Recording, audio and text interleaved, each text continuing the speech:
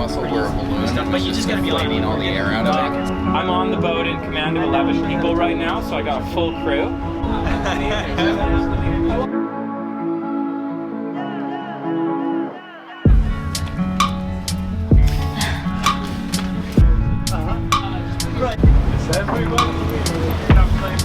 Okay, and just keep it off.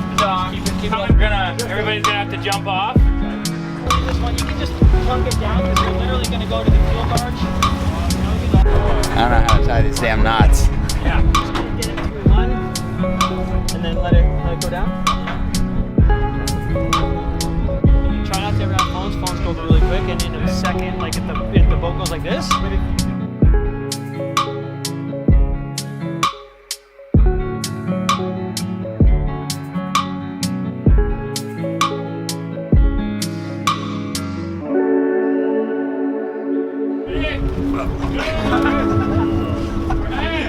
All right.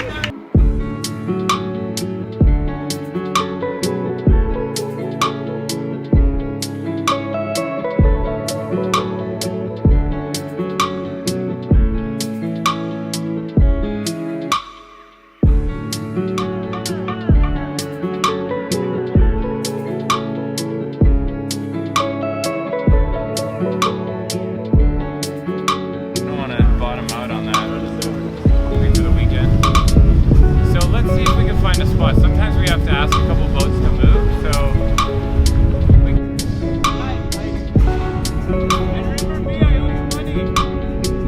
right here, and then Chris, one right here. Just kind of do this stuff.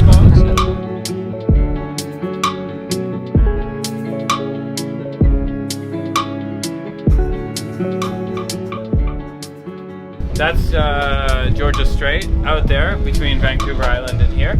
And then there's sort of, I think they call us Howe Sound, is that right?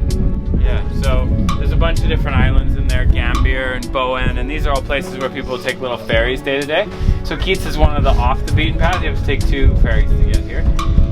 And then there's a bunch of cabins here. There's no roads on the island. There's a few trails that you can maybe drive a pickup truck down, but most people don't have it.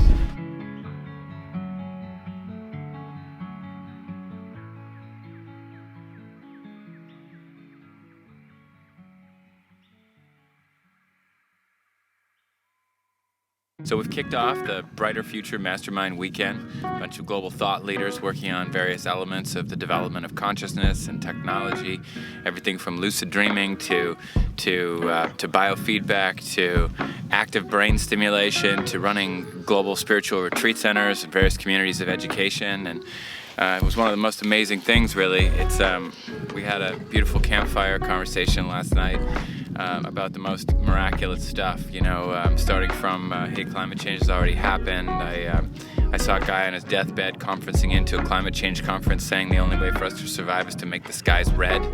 And we all dropped really heavy in that, and we're like, oh, the hopelessness. And then we started talking about solutions. And really, this has been so inspiring to me. It was 4 days' notice. One of the guys said, hey, let's gather. And these are people I've met over the past couple years. And sent out a bunch of messages, and everybody just showed up here in this amazing, beautiful place. And it's been so deeply inspiring to me, really, to remember that as humanity, we're facing some really serious existential threats, some things that humanity won't be here if we don't get ourselves together. And regardless, we're going to be evolving. So the thought process was, can we have fun? Can we enjoy nature? Can we connect?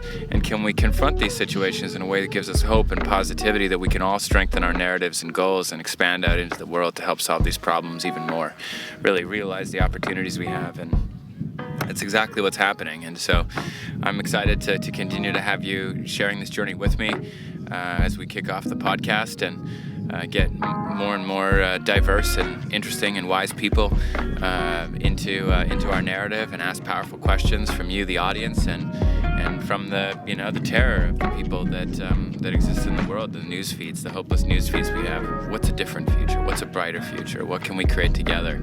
And so I'm looking forward to doing that with you. We'll update you at the end of the trip, but see you soon. My name's Daniel Benedini. I'm from Brazil originally. I am a clinical psychologist by training turned school teacher for little kids. and currently I am part of this initiative and group called Summit, where we're building a community of thought leaders and innovators and entrepreneurs. My name is Mike Margulies, and I've spent the last several years working to progress the culture and the conversations around psychedelics and drug policy.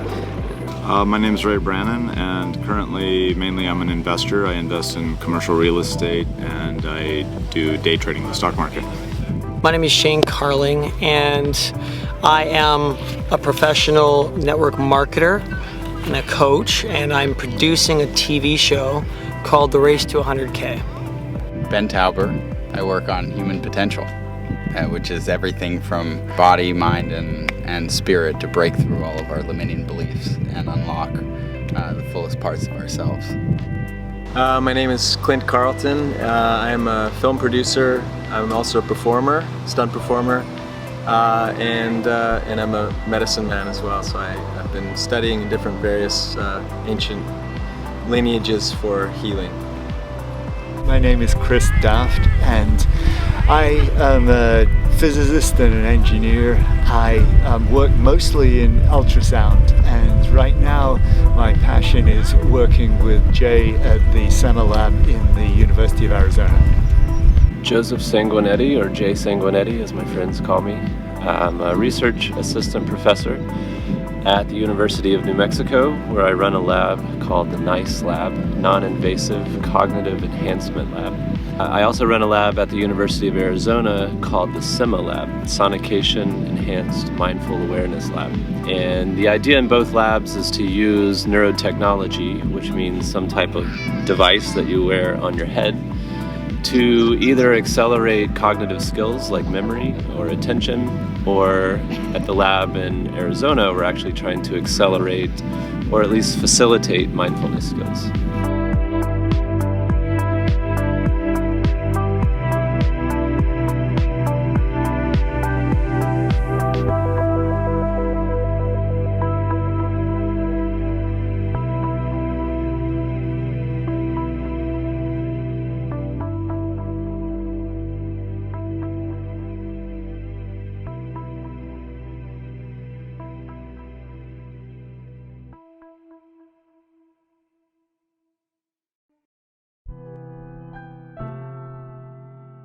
All the connections. That's kind of what makes me tick. A lot of really interesting people on this boat that I've gotten to connect with over the course of the weekend. And a lot of really interesting conversations on the nature of reality.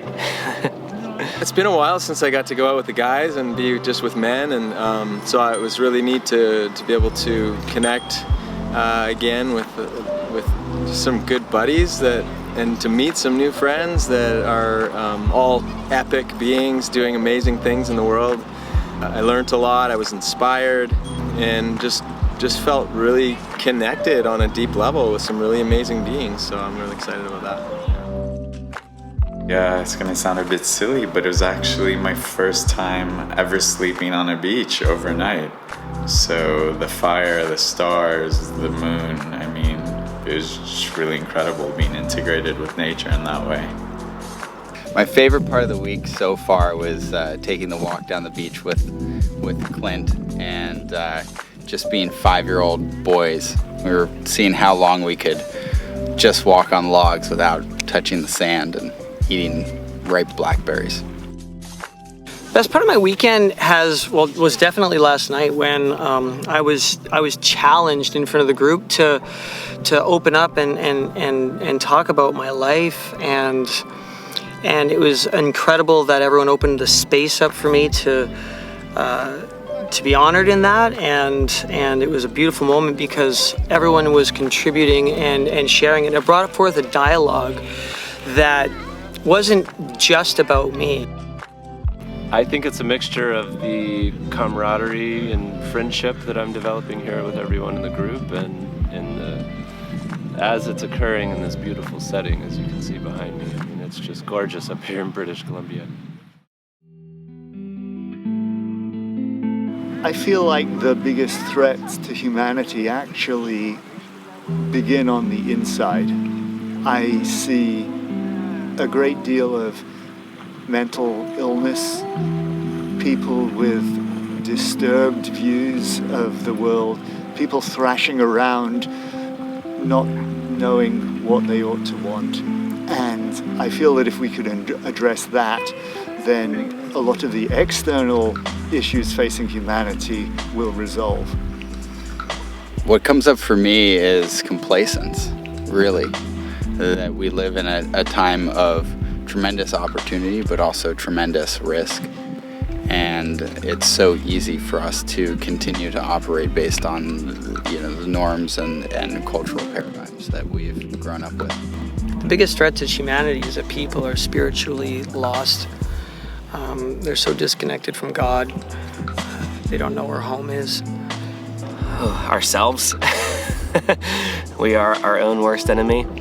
I'm not a climate scientist, so I can't speak super intelligently to all of that sort of stuff. But that's one aspect. There's, of course, war and the way that we treat each other. So we're talking millennia. I think it's climate change. I don't think there's any other way to spin that other than it's the biggest story that humanity's ever going to have to live through and tell. I think in our lifetimes, especially up until about 2050, we're not going to see dramatic effects of climate change, like sea level rises or anything like that. But the effects of climate change are going to cause a lot of human society changes, which are going to be drastic and dramatic, I think. So things like migration from societies running out of water. India is going to have 9 major cities running out of water by 2020, which is next year.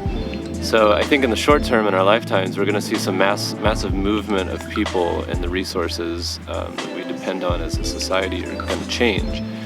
And I think it's hard to predict exactly what that's going to look like because humanity's never lived through something like that. So I think, that's the challenge in the short term, mixed in with the challenge of drastically changing how we use energy and extract energy from the environment to stop the long-term effects, which are dramatic effects of climate change. Ecological collapse of everything from the phytoplankton all the way up to the bugs and the animals, as well as the ecosystems that support life on the planet. So I think we have these sort of dual challenges coming. What's really difficult about this is that the long-term challenge is very hard to understand because I think it's non-linear, meaning that things are going to get worse, not as a linear line, but it's going to get worse exponentially. Things are going to get twice as bad and then 4 times as bad and so on. But we're not going to see that in our lifetimes. We're going to see the human challenges. And we're going to try to solve those in the short term, which may end up making the long-term problem of climate change even worse. So I think we're in this kind of weird catch-22 situation.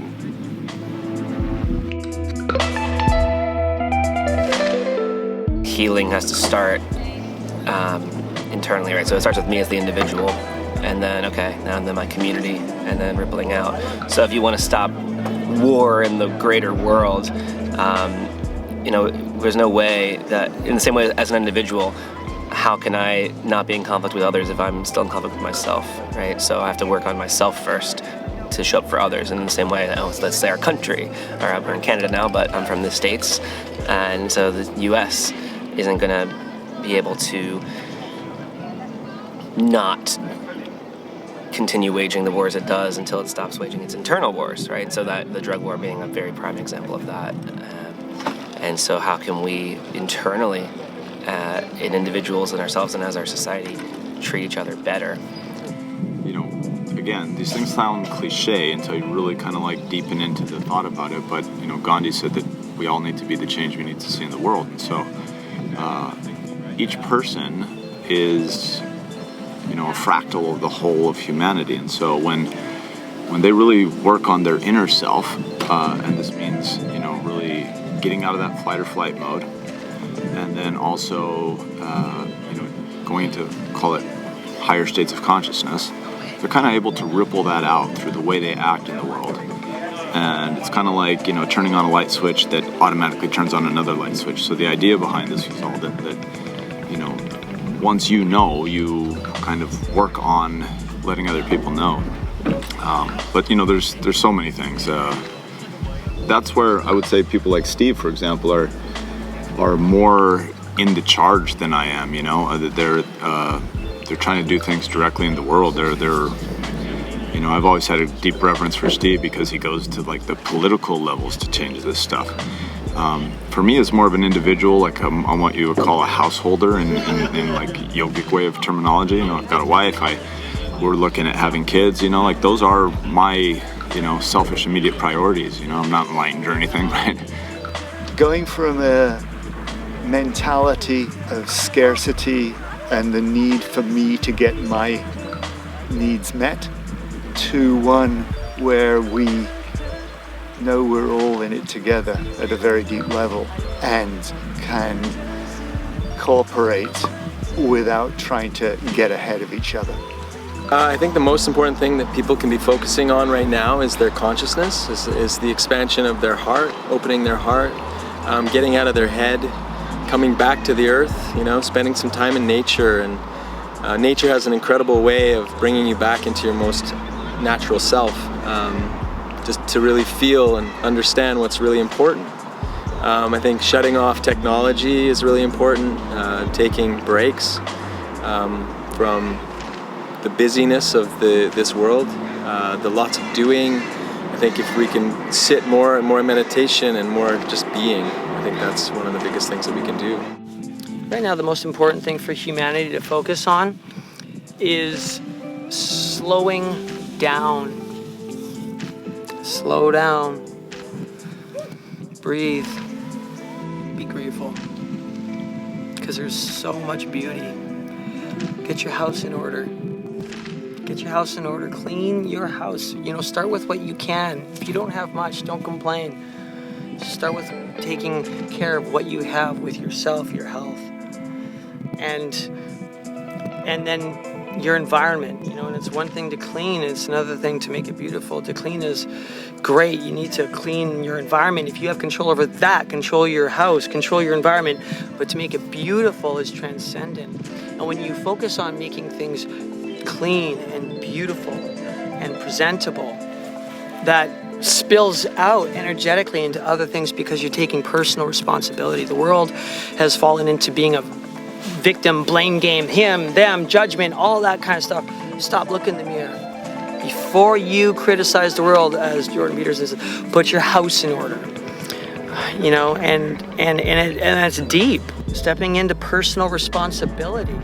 If you want the world to change, change you. Change you. Then the world changes. When you change the way you look at things, the things you look at change. So change the way you look at yourself. I think it's two parts. I think part of it is getting people to understand the situation that we're in with a coming climate catastrophe, while giving people the tools to adapt and accept it without falling into despair and sort of a situation where we feel immobilized. Because it's very easy to feel like, well, humanity is going to change or end or whatever is going to happen over the next couple hundred years, and so why should we do anything? And so I think part of the challenge is as this becomes a reality, which I think it's starting to become a reality for most people, at least in the Western world. In the United States, 76% of people actually believe in climate change now, or at least believe the climate is changing, even if they don't believe it's man-made or caused by man. But the challenge is going to be, as we start waking up to the reality of the situation, how do we give people the tools to continue on, work together, and to feel okay about the situation? And so what we're working on in my lab in Arizona is a way to let people, is a way to give people the tools to be present with what's currently happening. Because we think that by being present and being able to hold your attention in the present moment, you can respond appropriately instead of responding in fear or depression or despair or whatever else is, whatever we're programmed to respond to in these kind of difficult situations. And so we think if we can give people these mindfulness skills, that they'll be able to act more effectively, be more aware of what's going on, And probably the most important piece is actually being more connected to all the people around them, because it's really, we're going to do this as a collective species. We can't, there's no billionaire who's going to build a device that's going to save us all. It's just the problem is too big. We have to do this together. We have to do it attentively, and we have to do it with some purpose and meaning behind our actions. It's interesting. What comes through in this moment for me is actually kindness. Ways of being kind with ourselves, and when we do that, when we let go some of the drive to achieve or be what our parents say is the right thing, or what society says is the right thing, or get that next grade, or get that number in the bank account, and we're kind to ourselves about where we're at, it opens our hearts to be more compassionate to others and more generous with our time and our energy.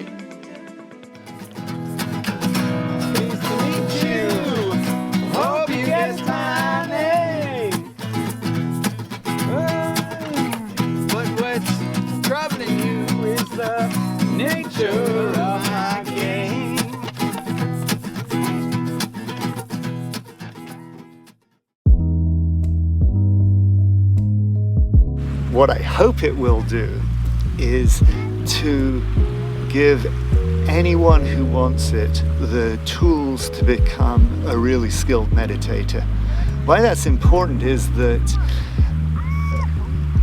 a great deal of our bad decisions and crooked politics come out of an internal chaos that I'm very familiar with. But I found that by becoming a bit adept at meditation, that type of thing kind of dissolves away. And I would like that to be easily accessible to all of humanity. The gift that I have is to support others in giving their greatest gifts out in the world. So my work is speaking, coaching, and gatherings. And so the speaking work I do is to really inspire heroes to head out onto their hero's journey to find their best selves and give their gift, whether it's some new form of meditation that's intersected with technology or some sort of social change movement. The coaching work that I do really supports pioneers and innovators in performing at their highest version of themselves as they do their work. And the gatherings that I do help to cross-pollinate ideas and bring together thought leaders like this very beautiful group that's here right now. I feel in a small part, right? It's just small, but like when we spent a part of this weekend envisioning a new retreat center, and there were ideas I had that were hopefully integral in that, and just simply, I laugh because I want to imagine the person, you, on the other end listening to this and hearing a guy say, holding space for this intention. And it sounds like the most inane thing from that perspective of like, drive, gotta just, get the bills paid. But there's a higher way of thinking that humanity's kind of waking up to. We can call it prosperity consciousness, wealth consciousness, we can call it abundance thinking. And, once you're in it, you kind of just know that you've helped shape something in the underlying template. And so, that's kind of my place, is that, Steve tends to call me up when, he wants to get a bunch of guys together and do the thought process. So I like to think that I have a part to play a little bit behind the scenes. And then, my larger intention is to later teach directly this kind of thinking. And so I like to say that, my mission, and I'm slowly implementing it, is to try to help humanity move away from this scarcity model of thinking, which is kind of hardwired into our brain, right? Like evolution and survival, and into this higher mode of thinking, which you could call it abundance thinking, where just ideas are capital as opposed to hard substances, right? Humanity has thought its way out of so many binds. There was a time when we thought London was going to be overflowed with horse manure, and it wasn't, because this thing called a car came along, but everyone in London was truly freaked out. And so, I'd like to think that maybe in giving an example like that, when people are always stuck in the moment, they just can't see beyond to the next step, and it's to help give the world hope, like even in this moment, right? I mean, it's a small thing, but I'm doing an interview and I'm telling you, you know what, there's hope. Think about that. There's so many times in history where we all thought, we're FUBAR, it's done. This earth, you know, we're going to war and we're gonna just destroy it all. The atomic bomb, you know, all these things in the moment seem like no hope. But when a small group of people come together and really vision the future, the ripple waves are huge, and we get through it together collectively. So my part's small, but I'm doing what I can. Currently, there's a couple things. I'm part of this initiative where we're helping to ban single-use plastic. We started this a little while ago, where at first we're doing at least one plastic-free Friday every week, and the objective is to mobilize, you know, influencers and people with like large networks, you know, to all kind of showcase their voice with this issue.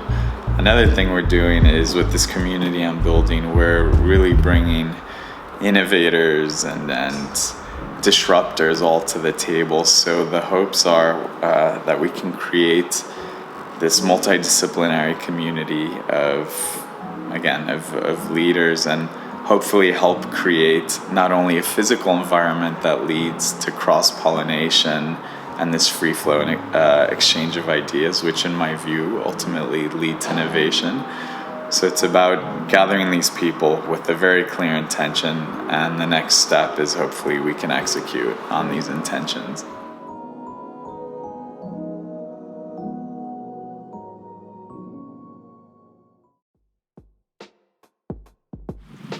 Right now, this moment, right here, but seeing with open eyes. I have a strong reaction to the word utopia. I actually feel that it's an impediment to us making forward progress. I love holding both sort of lofty ideals, but having a pragmatic view of where we are. So most of my energy is actually focused on what's the next nearest step that we could invite billions of people to take. My version of utopia is people living in mindful, conscious community together in brotherhood, sisterhood, fellowship, community, under God, truly loving each other and you know, enjoying the land that we've been blessed with, and honoring it and respecting it, and knowing how sacred it is, and connecting with the deep wisdom here where we all can tap into. And utopia starts here. The kingdom of God is inside of you. And if you can have peace here, you can have peace without. And utopia is a dream, but it's realized daily for those who step into it. I think, you know, give everyone a glimpse of what we got to experience this weekend, you know, of bonding, of human connection, of being integrated with nature. So I think that's very blissful. I think the simpler we can break things down and just really reintegrate with nature and fellow humans is quite blissful. So give everyone a little glimpse, hopefully, and experience. Go outside. Yeah, it feels like utopia would be a situation where we've all transcended our small individual problems, and we see ourselves as part of a much larger paradigm, Mother Earth or human society, whatever you want to call it.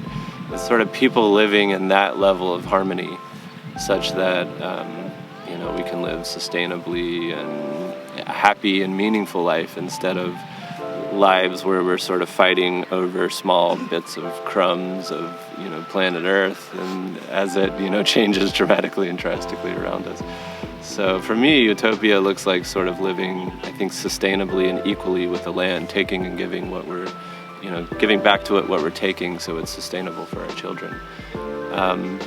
I think a previous version of me would have had technology as central in that, but as I progress, I don't really think technology and the domination of nature is really necessary for that. I think we have to figure out a way to use technology to be in balance with nature, and that's okay to do. But at the moment, we're using it to dominate nature, and that's not sustainable. So I guess utopia looks like balance with nature.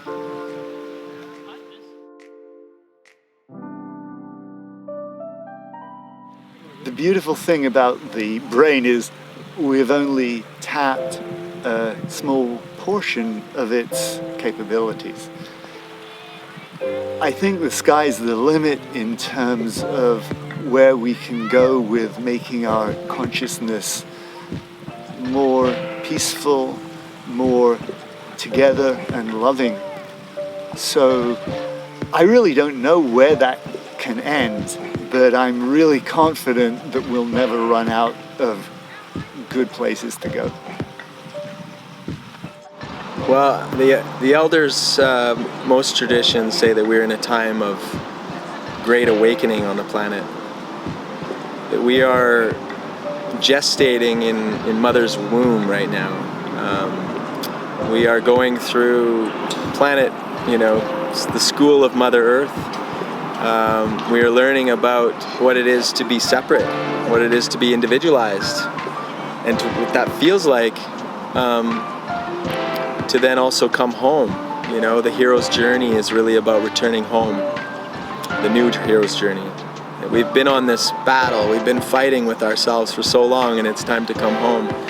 And there is an infinite amount of potential waiting for us when we come home deeply within ourselves and activate hidden, latent, dormant potential that many of the ancient traditions have talked about. And I believe that we are in the time of awakening, and I believe that we are seeing more and more and more of these high-level ascended cities, these new powers that we have starting to arise on the planet. And a lot of the children now are also experiencing an incredible evolution that we haven't seen on this planet for a very, very long time. Well, yeah, we've been talking a lot on this trip about this idea of transcendence, and I recently was reading about Maslow. If you read Maslow's work, traditionally people describe it as peaking. Maslow's hierarchy of needs peaks at self-actualization, but as it turns out, Maslow actually, some of his later work that didn't get isn't as widely known today, goes beyond that and goes into this transcendence. So I think that's the direction. I don't know what happens beyond that. We have a very individualized society, and I experience it myself. Right? I have to think about, okay, how am I going to take care of myself? And I think about my own identity and my own journey, my own story. And so how do I, and again, it comes back to the same idea of the individual work and the cultural work. So how do I as an individual do that work, transcending the self, and then also as a culture, how do we do that? And the possibilities beyond that are kind of, I would say, unpredictable if we are really flipping the paradigm in a substantial way like that. So I don't know the details of what happens there, but I think that's the direction that things would move, is getting past these highly individualist paradigm and coming to a more collective approach. And I don't even really, I have ideas of what that looks like, but I think that's the direction. And to tie it to previous answers, I think about things like community healing. What does community healing look like? So to tie it into the, we need to heal as the most important thing. Our current paradigm is based on this very highly individual idea of health and disease, right? And we look at individuals. Well, an individual has this disease, and an individual has this disorder. And we have certain other individuals, the doctors, who are the authorities, who will fix the other individuals. And this seems not to be working, because the problems that we're seeing, the biggest problems we're seeing that need to be healed we're reducing them down into something, a disease must come from an individual, epidemics are happening, but it's not. It's systemic issues. There's a collective thing happening. So we have to think about things like community healing as a collective. How do we collectively do healing work, support each other in a much broader way than we're currently doing? And so it involves both many people coming together to do the work, and it involves work that is focused on the collective and not just on the individual. There's a lot of possibilities. So we're seeing the current rejuvenation of the psychedelic movement that began thousands of years ago and then was made popular in the 60s and is now coming back around again. And I think psychedelics are very powerful tools to helping us understand that there are dramatically different ways of being conscious in the world. Another way to say that is the sort of form of consciousness that we have can change significantly, and we can experience the world in a completely different way. So I think psychedelics are a useful tool for that, to waken people up to, the idea that the world that they experience is not the only possible world, and there's other ways to experience the world and be in the world and not be tortured so much by the problems that your brain is creating for you. But, another way that you can drastically alter your states and experience new types of consciousness is with technology, with neurotechnology. So this means some type of wearable device that's reading brain activity and feeding that activity back to you so you can change your activity, or actually directly stimulating the brain, which is what we work on. And of course, stimulating the brain, we're doing that temporarily, we're doing it in a safe way, in a way that doesn't do any damage to the brain, but that can alter the brain, much like psychedelic drugs or other types of drugs. And what's really interesting about these technologies is that whereas psychedelics and drugs in general, pharmaceuticals, flood the body with chemicals that change your chemical activity in your brain and your body, these neurotechnologies can be very focused. And so we can focus in on the parts of the nervous system in the body or in the brain that we want to alter, and we can kind of lead the person to a temporary altered state that they can then use, for example, during meditation or during therapy, or if you're an athlete, getting you into the flow state or the zone, so you can shoot 100% or 99% free throws or whatever you want to do. So we can sort of push the nervous system very subtly and very safely into different dimensions, and the person can use that for a certain type of task, like meditating. So that's very exciting, because now we can really sort of hone in on exactly the effect we want. Whereas a psychedelic gives you lots of interesting effects and sometimes some bad effects or global effects, so your whole body states are changing and it becomes overwhelming, and it's very hard to sort of control that beast. You have to do it in the clinic, in a clinical setting with a psychologist or a doctor, or a guide, in other settings. Whereas this technology, in theory, we could scale it out to the masses if we could figure out a way to do it safely and reliably. So, it's kind of taking that idea of temporary altered states for positive change and sort of allowing us to grow it on a global scale. Limitless. Entirely limitless. This is part of that sort of higher thinking that there's a way of looking at reality in which you see that there's some underlying source that goes beyond the pure material. This is the thing that quantum physicists have been grappling with for a century now, where as we look down to the deepest structures of matter, they act more like ideas, information, probability, right? Not like a thing that is so reified, stuck in one condition that you can't change it.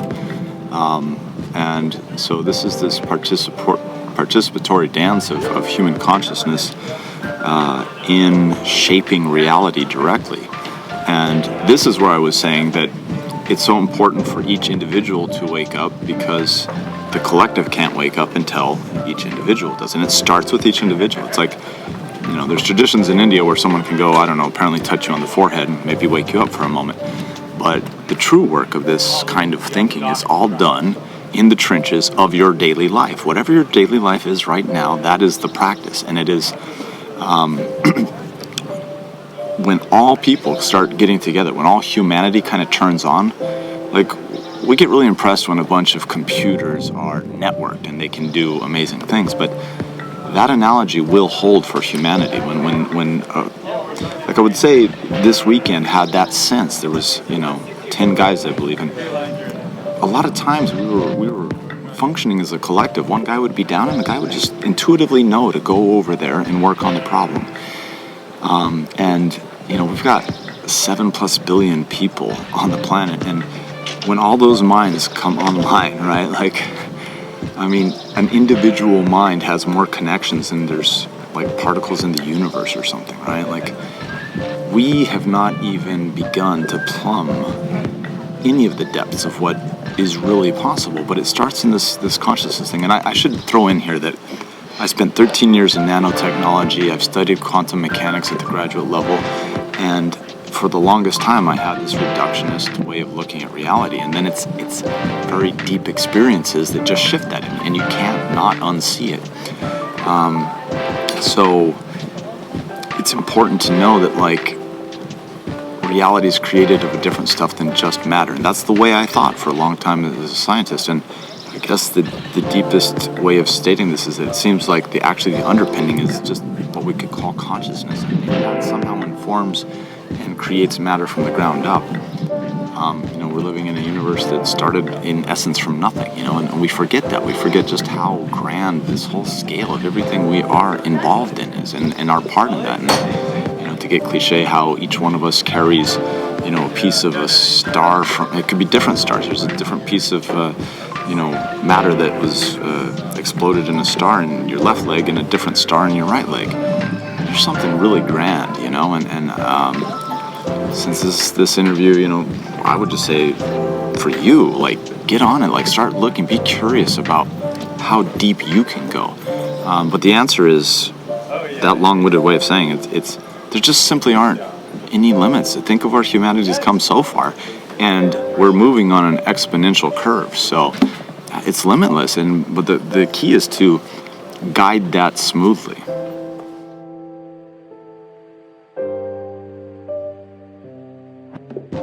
I've been thinking about Maslow. It's been on that window for a lot because I know it's a breakthrough. I mean, I got the Kratom strategy on one of the windows, and then I have kind of my code, and then I have the idea of an algorithm to measure love. And so I just kind of leave them there until they're solved.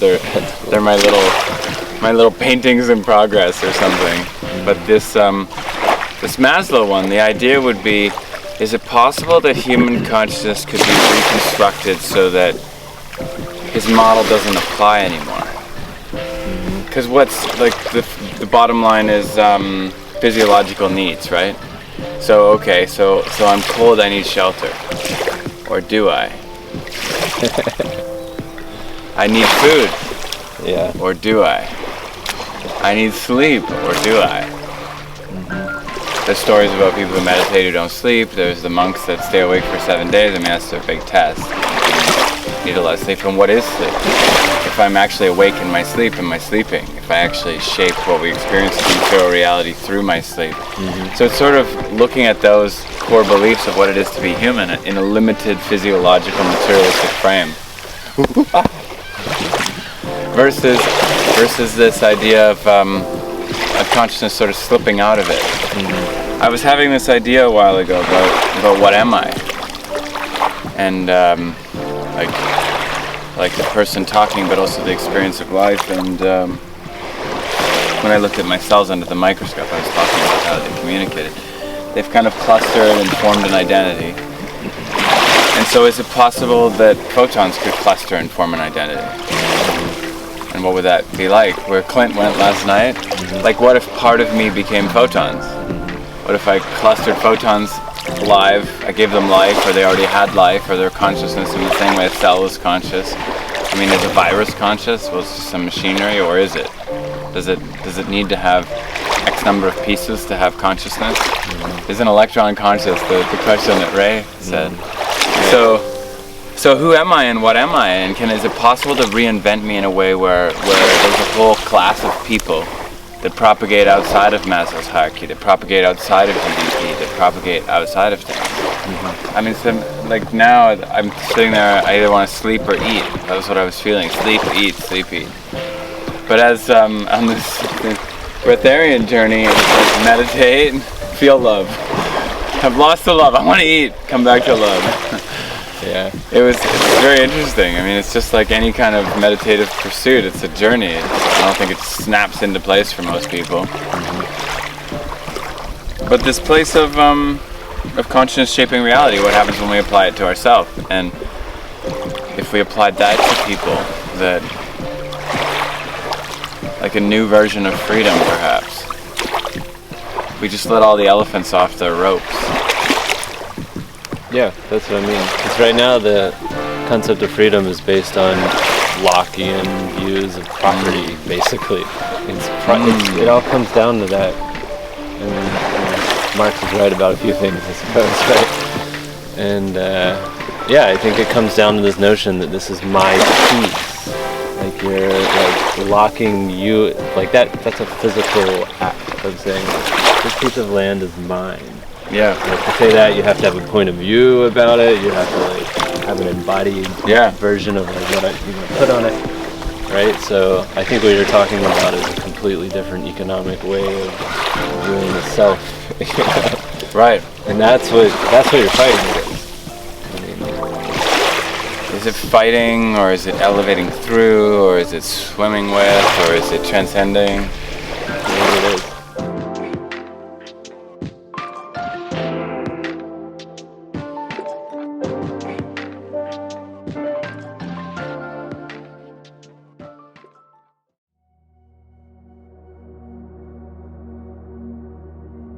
I like to journey into non-material realms, what the Kogi call the Aluna worlds, the mirror worlds. This is one dimension of being that we're here, and I like to explore multiple dimensions of being, and to be able to bring that back and really ground it here, ground a new way of being, a new way of living, the way that we are going to live, 10,000 years from now, is to really bring that back through these deeper psychedelic journeys and meditations and breath work and darkroom retreat. Yeah, I like to explore what's possible, our human potential here on this planet at this time. It's big. It's very big. One mystery I explore. I want to teleport. I want to turn into light and be everywhere. I have just a really nuts and bolts answer to that. I would enjoy backpacking around Japan. I find that culture really interesting. Oh, that's a hard one. Because I always wanted to be an astronaut, so my immediate response is going to outer space, like deep space. I really want to know what that's like. But I also have had experiences in meditation that have opened my eyes to the fact that if I can really transcend or get past myself in the sort of worrying situation that's going on in my head, then anywhere that I am, including one time I was in Albuquerque, New Mexico, sitting in a lot. I was waiting for the bus, like literally surrounded by trash, and I was sitting there thinking to myself, this is a disgusting place, and there's all this trash, and Albuquerque needs to clean up their act. And I did a 30-minute meditation because the bus takes forever in Albuquerque. And after the meditation, I opened my eyes, and it was just beautiful. The trash was, in a kind of, sort of sounds like a high school juvenile thing, but I opened my eyes and everything was just shiny and beautiful and perfect, and I didn't want to change it. And I just sort of connected with that moment in a way that I was completely resisting before that. And so I guess my place to be would be to be there all the time. It doesn't matter where I am, which is a hard place to get to.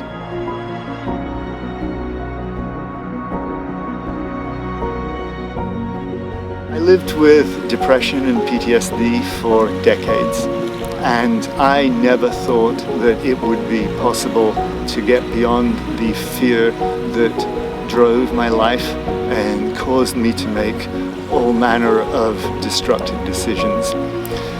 And over the past 7 years, that has actually gone, and I can scarcely believe that that would ever have been possible. So now all I am is grateful. Long list of things that I once believed were impossible.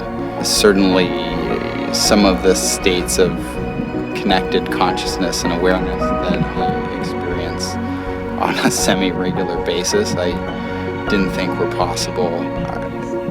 The ways in which I've been able to heal my body are not accepted by science. Some of the ways that I've experienced connection with others or even made love, there's nothing to explain that. I thought it'd be impossible to just have so many synchronistic moments where even though you might not know the final objective or where you're going, is to have all these glimpses of, you know, these moments where you're exactly in the right place at the right time and on the right path. So I never thought all these synchronicities and all these things happening could be possible. And let's see where they lead us. One thing I thought was impossible was me being here. There, Dark Night of the Soul, I never thought that, there was a point in my life where I had no hope for myself. I had no will to go on. You know, I'd made all the worst decisions possible. I had gotten into drugs. I, you know, abandoned my family. Like, I didn't talk to I missed birthdays.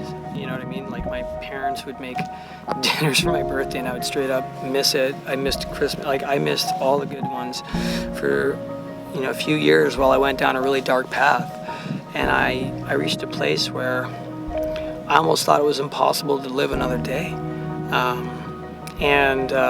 I found that I got over that, and I always looked at, you know, being able to have freedom in life like it was something I was never going to be able to do. It was impossible for me. Like, everyone was different except for, you know, different from me, and then I've been so grateful that that I was dead wrong on that.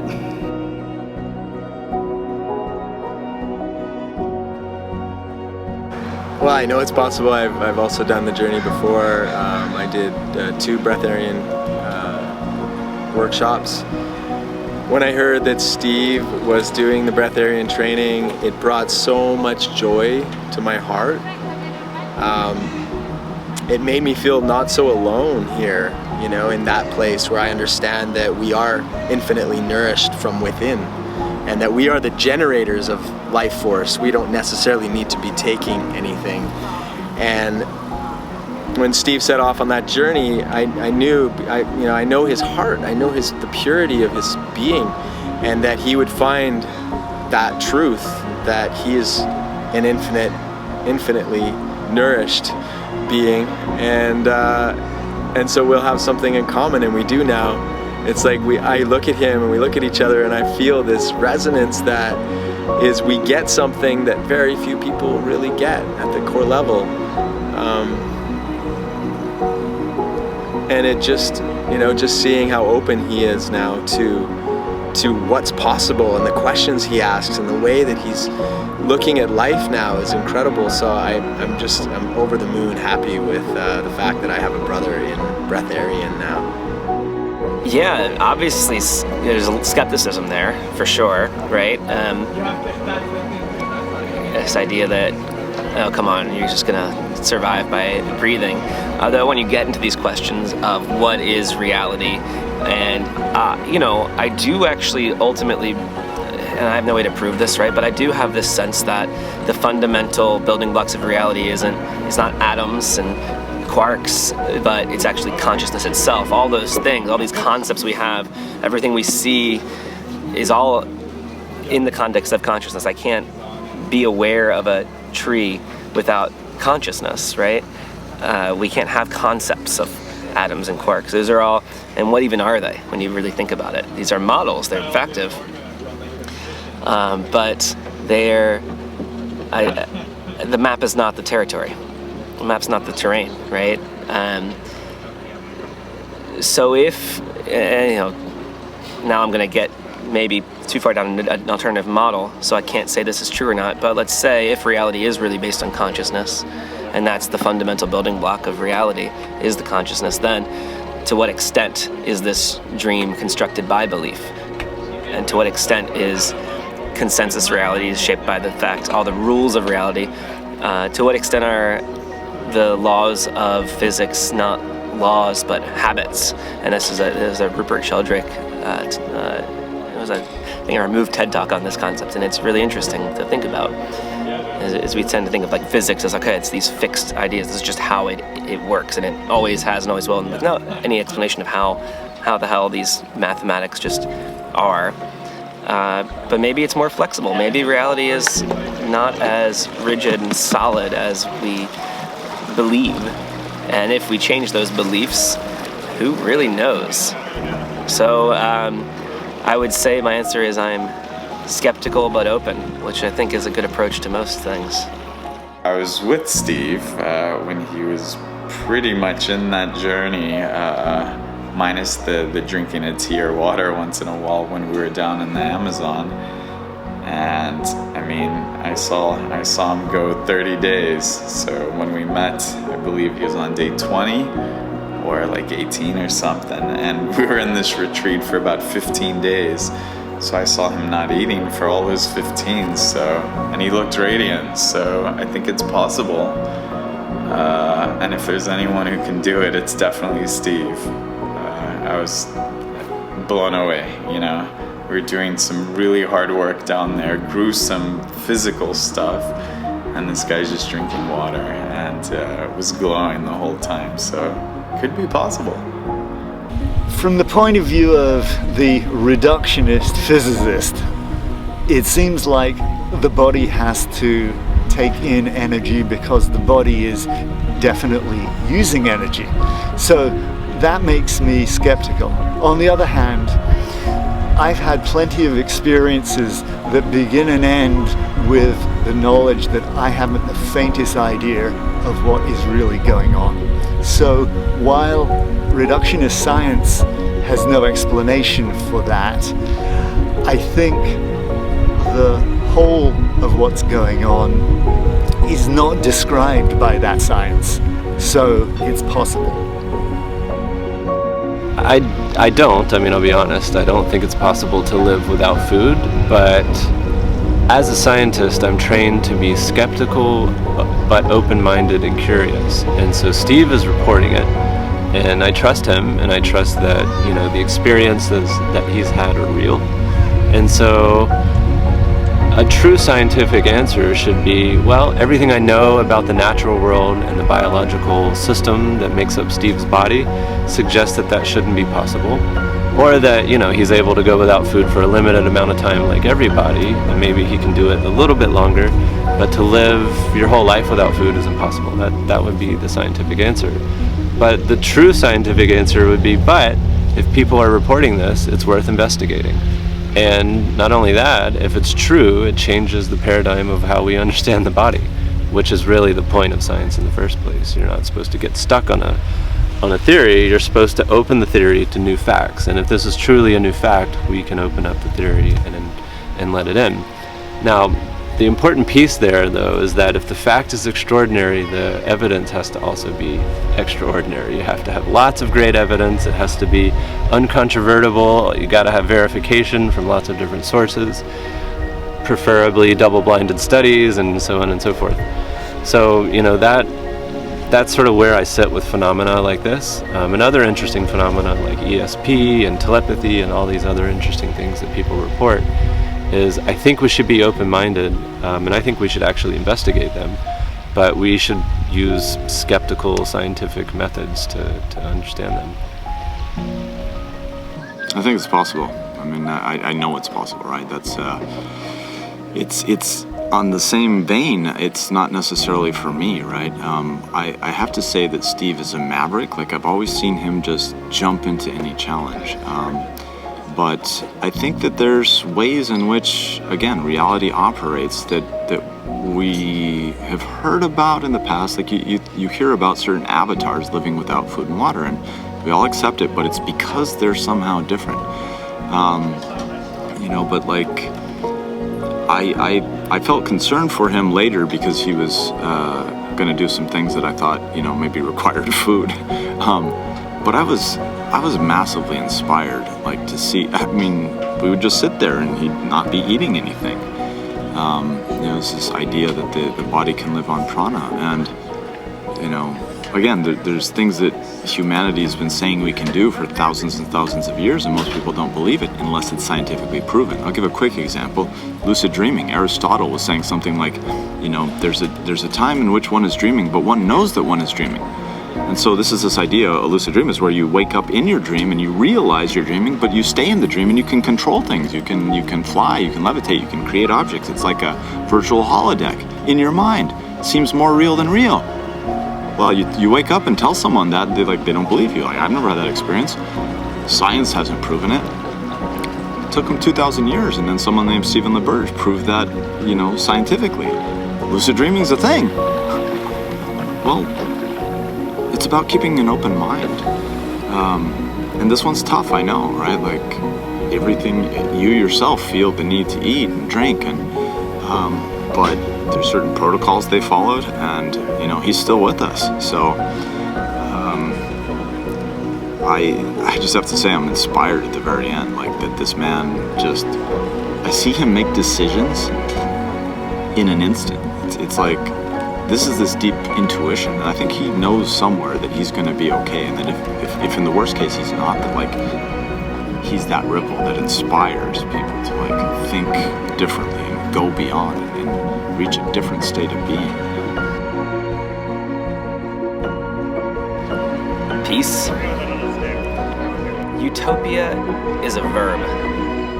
People talk about utopia as we tend to think like, okay, think about it as though it's some static state. Like, you get there, and then we're just there, and we did it, everything's perfect.